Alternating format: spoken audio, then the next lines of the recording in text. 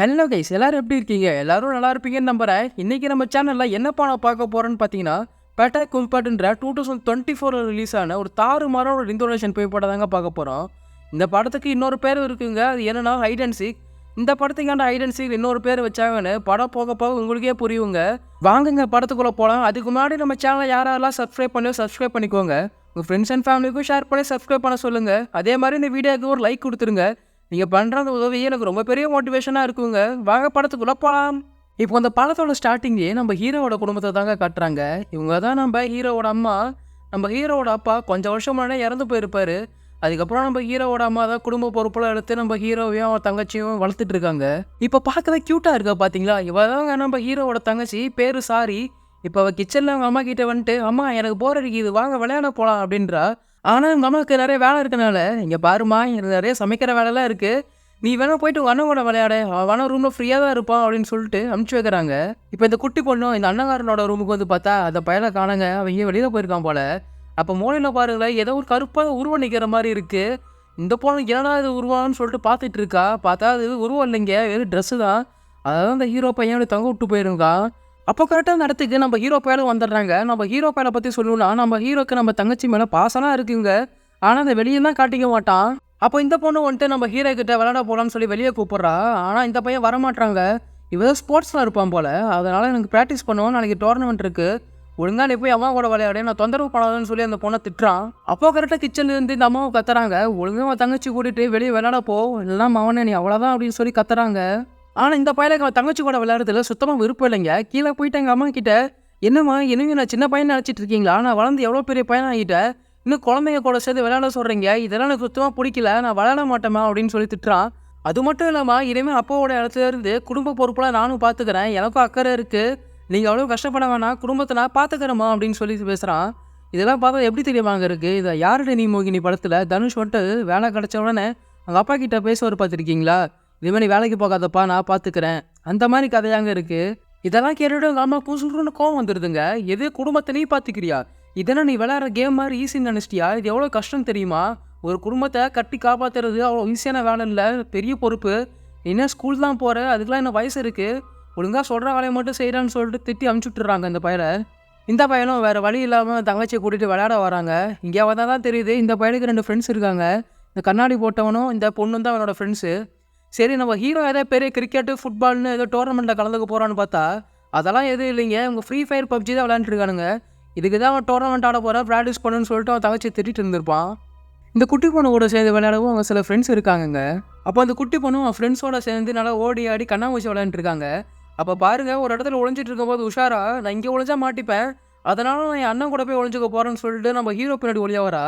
ஆனால் நம்ம ஹீரோக்காரனா மும்மரமாக உட்காந்து பப்ஜி விளையாண்டுருக்கான். அவள் விளையாண்டுருக்கும் போது இந்த பொண்ணு வந்துட்டு, அண்ணா நான் உன் பின்னாடி ஒழிஞ்சுக்கிறேன், நெவருன்னு சொல்லிட்டு இவ பின்னாடி ஒழிகிறா. அந்த நேரம் பார்த்து நம்ம ஹீரோக்காரன் கேமில் செத்து போயிட்டாங்க. அதனால் அவனுக்கு அந்த குட்டி பாப்பா மேலே செம காண்டாகுது. நீ ஏன் வீட்லேயும் தொலை பண்ணுற, இங்கே வந்து என்ன தொலை பண்ணுறேன், நிம்மதியாக இருக்க விட மாட்டியா, ஒழுங்காக இங்கேருந்து ஓடிடுன்னு சொல்லிட்டு அந்த பொண்ணை திட்டுறான். பாவம், அதை சின்ன பொண்ணுக்கு ஒரு மாதிரியாயிருது. என்னடா நம்ம மேலே யாருமே அக்கறைப்பட மாட்டாங்க, அவளை யாருமே பிடிக்கலையான்னு சொல்லிட்டு ஒரு மாதிரி ஆயிடுறா. அப்போ அந்த இடத்துக்கு ஒரு செக்யூரிட்டி வராங்க. வந்துட்டு, யாருப்பா நீங்கள், குழந்தைங்களெல்லாம் கூட்டிகிட்டு வந்திருக்கீங்க, இது ரொம்ப மோசமான இடம், 6 மணிக்கு மேலே யாருமே இருக்கக்கூடாது, சீக்கிரமாக கிளம்பிடுங்கன்ற மாதிரி சொல்கிறான். இவங்களும் சரி சரின்னு மண்டை ஆட்டுறாங்க. இப்போது இவங்க இருக்கிற இடத்துலையே தான் ஒரு பழஞ்ச ஒரு பில்டிங் இருக்குங்க. பார்க்கவே ரொம்ப மோசமாக பேய் வாங்கலாம் மாதிரி இருக்குது. இப்போ அந்த பில்டிங்குள்ளே தாங்க நம்ம ஹீரோவோட தங்கச்சியும் ஒளிலான்னு சொல்லிட்டு உள்ளே போயிருக்கா. இவங்க யாருக்குமே தெரியாத உள்ளே போயிட்டான்னு, எல்லோரும் இங்கே தான் இருக்கான்னு சொல்லிட்டு நினச்சிட்டு இருக்காங்க. அப்படி உள்ளே போனால் ஒரு டேபிள் கடையை ஒழிஞ்சுக்கிறாங்க. அப்போது ஒழிஞ்சிட்டு இருக்கும்போது பாருங்கள், அந்த வீட்டுக்கு மேலே யாரோ ஒரு குழந்தைங்கெல்லாம் அங்கிட்டு இங்கிட்டு ஓடுற மாதிரி சிரிக்கிற மாதிரி சத்தம் கேட்குது. இவ்வளோ அந்த டேபிள்லேருந்து வெளியே வந்து யாரா இருக்கிறதுன்னு சொல்லிட்டு பார்த்துட்டு இருக்கா. அப்போது அந்த வீட்டுக்குள்ளே யாரும் இருக்கீங்கன்னு தெரியுது, நான் கொஞ்ச நேரம் மட்டும் ஒழிஞ்சுக்கிறேன், நான் ஃப்ரெண்ட்ஸ் கூட கண்ணாமூச்சி ஆட வந்தேன் அப்படின்னு சொல்லி பேசிகிட்டு இருக்கா.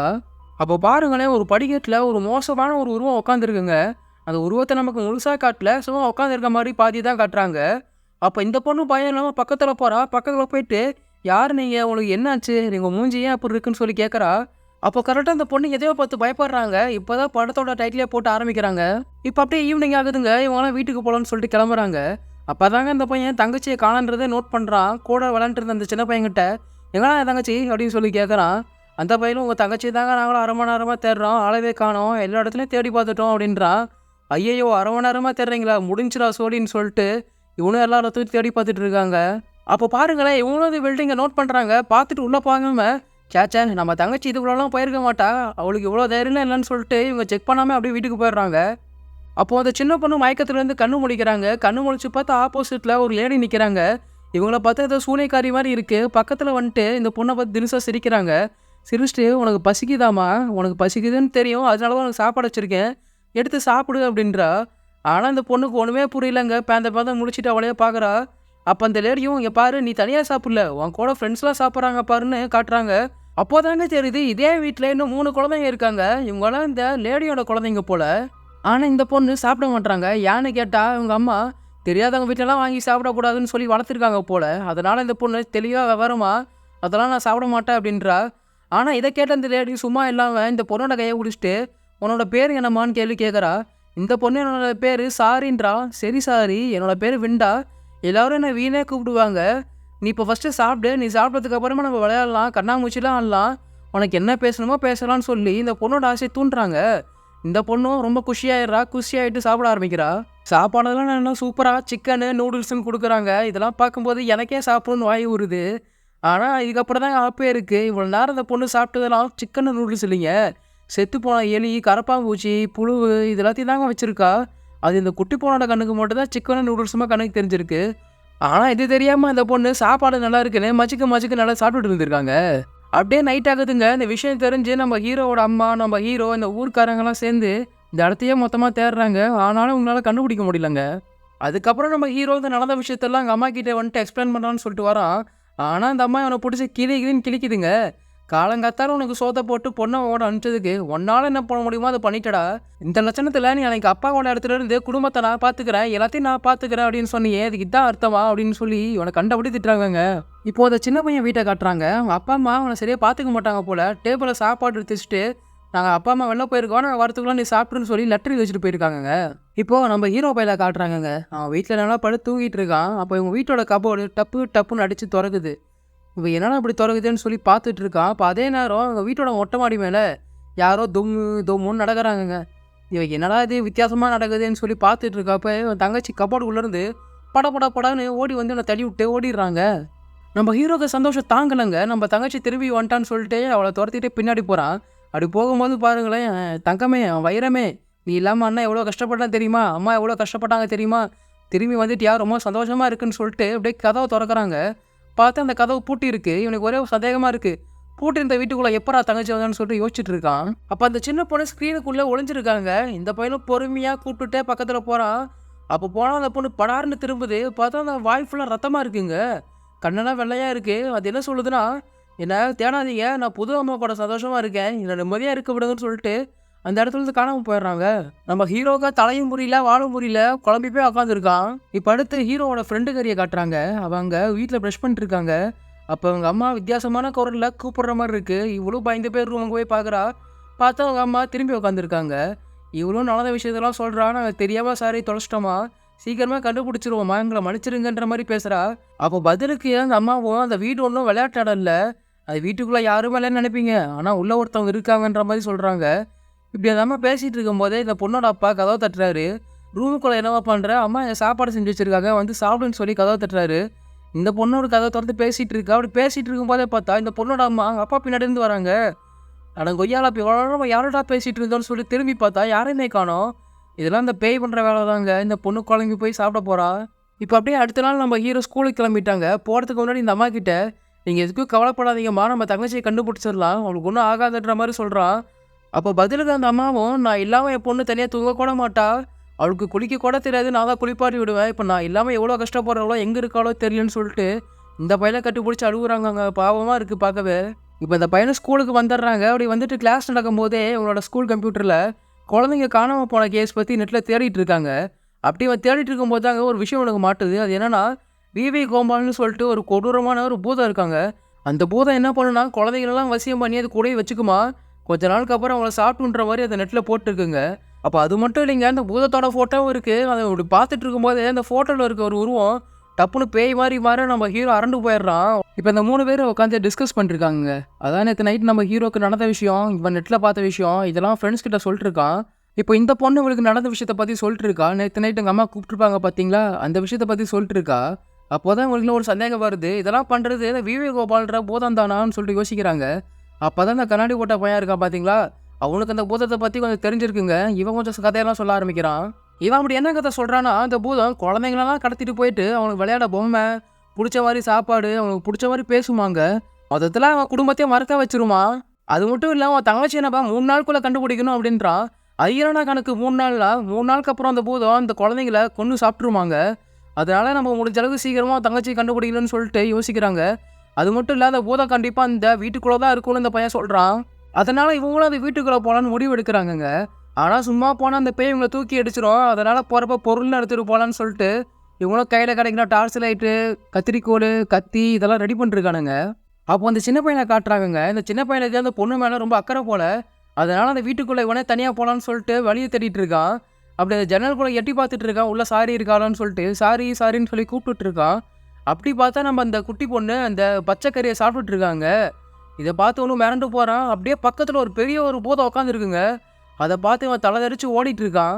அப்போ கரெக்டாக நம்ம பயலுகளும் வந்துடுறாங்க. வந்துட்டு இந்த பயலை பிடிச்சி, டேய் நீ என்னடா பண்ற, நீ ஏன் அப்படி ஓடிட்டு இருக்க அப்படின்னு சொல்லி கேட்கறாங்க. பதிலுக்கு அந்த பையலும் சாரி உள்ளதா இருக்கா, நான் பார்த்தேன், அவ கூட ஒரு பெரிய பூதமும் இருக்கா அப்படின்றான். பூதமா பார்க்க எப்படா இருந்துன்னு சொல்லி கேட்டா, அவன் மகாராஜா படத்துல வர விஜய் சேதுபதி மாதிரி பெருசா இருந்ததுன்னு கையிலேயே சைகை காட்டுறாங்க.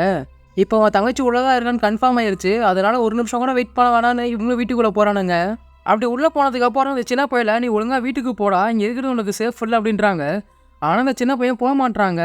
நான் வீட்டுக்கு போகலனாலும் எங்க அப்பா அம்மா என்னை பார்த்து கவலைப்பட மாட்டாங்க, என்னை பார்த்துக்க யாருமே இல்லை, அதனால நான் உங்க கூட தான் வருவேன்னு சொல்லி அடம் பிடிக்கிறாங்க. இவங்களும் வேற வழி இல்லாம சரின்னு சொல்லிட்டு உள்ள கூட்டிட்டு போறாங்க. அப்படி உள்ள வந்த உடனேமே வழக்கம் போல எல்லா பேய் படத்துலயும் நடக்கிற மாதிரி கதவு தானா சாதிக்குதுங்க. இவங்களும் வீட்டுக்குள்ள வந்தனையுமே அந்த பொண்ணோட பேரை சொல்லி கூப்பிடுறாங்க. ஆனா எந்த ஒரு ரெஸ்பான்ஸுமே இல்லை, அமைதியா இருக்கு வீடு. இப்போ அந்த சின்ன பையன் கணக்கு மட்டும் அந்த சாரி பொண்ணு தெரியுறா. இந்த பையன் அந்த பொண்ணை ஃபாலோ பண்ணிட்டு பின்னாடியே போறான். இந்த சின்ன பையனை ஃபாலோ பண்ணிட்டு நம்ம ஹீரோவும் போறான். இப்போ 2 டீமாக பிரிஞ்சுட்டாங்கங்க. நம்ம ஹீரோவும் அந்த சின்ன பையன் ஒரு டீமு, இந்த கண்ணாடி போட்டவனும் இந்த பொண்ணு ஒரு டீமு. இப்படி நம்ம ஹீரோ தேடிட்டு இருக்கும்போது ஒரு டேபிள் மேலே இந்த சூனிக்காரி லேடி இருக்காளுங்க, அவளோட ஃபேமிலி ஃபோட்டோ இருக்குது. அதை நம்ம ஹீரோ எடுத்து பார்த்துக்கிட்டு இருக்கான். அப்போது மேலே யாரும் நடக்கிற மாதிரி இருக்குது. அதனால் அந்த குட்டி பையனை நம்ம ஹீரோ சேர்ந்து மேலே போய் பார்க்குறாங்க. இப்போ கீழே அப்படியே இந்த பொண்ணையும் இந்த கண்ணாடி போட்டவனையும் காட்டுறாங்கங்க. இப்போ அந்த கண்ணாடி போட்ட பையலுக்கு ஒரு குட்டி பொண்ணு தெரியுறாங்க. இந்த பையன் அந்த பொண்ணை ஃபாலோ பண்ணிட்டு பின்னாடியே போகிறான். அப்படி போனால் ஒரு ரூமுக்குள்ளே போய் மாட்டிக்கிறாங்க. அந்த கதவு லாக் ஆகிக்குது. இவனும் ஐயோ அம்மான்னு காப்பாதுன்னு சொல்லி பயத்தில் கத்துறான். ஆனால் யாருக்குமே எதுவுமே கேட்க மாட்டேது. அப்போ பாருங்களேன், அது ரூமுக்குள்ளேயே ஒரு ஜன்னல் மாதிரி இருக்குது. அந்த ஜன்னல் பொறுமையாக திறக்குதுங்க. அது திறந்து அதுக்குள்ளே ஒரு பேய் வான்னு வாயை திறக்க, நம்ம பையன் அந்த பயந்து போய் எங்கேயோ மயக்கம் போட்டு கீழே விழுந்துடுறான். இப்போ இந்த பொண்ணுக்கிட்ட பார்த்தா ஒரு குட்டி போய் இவகிட்ட வேலையை காட்டுதுங்க. இவ பயந்து போய் கதவை திறக்கலான்னு ட்ரை பண்ணுறா, ஆனால் திறக்க முடியல. இவ்வளோ ஹெல்ப்னு சொல்லி கத்திட்டு இருக்கா. இப்போ அதே நேரம் மேலே போன அந்த குட்டி பையனையும் நம்ம ஹீரோவையும் காட்டுறாங்க.